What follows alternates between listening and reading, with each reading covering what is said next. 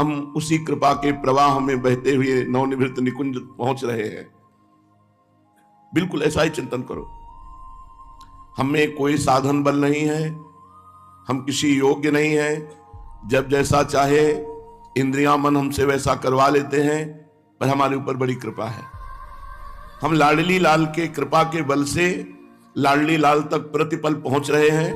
हमें कोई नहीं रोक सकता, क्योंकि हमारे ऊपर अपार कृपा है। ऐसा अनुभव करो। केवल ये बात चिंतन करने मात्र से आपकी जितनी बाधाएं सब नष्ट हो जाएंगी। इंद्रियां जो भावे सो करें, मन जो भावे सो करे। अब मेरे में बल नहीं है, मैं प्रिया प्रीतम की शरण में हूं, जैसे चाहे वैसे ही बर्ताव करें। अब कोई शर्त नहीं, कोई शिकवा नहीं, कोई मांग नहीं। बस मैं ये अनुभव कर रहा हूं कि हमारे ऊपर अपार कृपा है और वो कृपा हमको श्री जी तक ले जा रही है। ये चिंतन का विषय है अंदर का।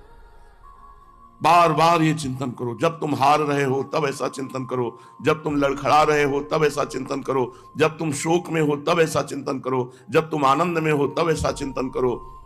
मैं प्रभु का हूं, इसमें किसी भी लगाव जोरी की बात नहीं है। प्रभु मेरे हैं, इसमें भी किसी के सपोर्ट की जरूरत नहीं। ये सिद्ध बात है, सत्य बात है कि मैं प्रियालाल का हूं, प्रियालाल मेरे हैं। हाँ, ये कमजोरी है कि मैं जिनका हूं उनकी तन्मयता प्राप्त नहीं कर पा रहा, निरंतर उनका चिंतन नहीं कर पा रहा। ये भोगों की तृष्णा, ये विषयों का आकर्षण, ये लोक रिझावा, ये मान प्रतिष्ठा सत्य सी भास रही है, जिसके कारण हम अपने प्रिया प्रीतम का निरंतर चिंतन नहीं कर पा रहे हैं।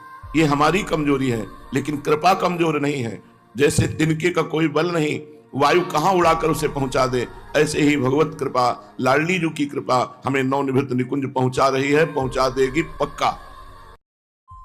श्री प्रिया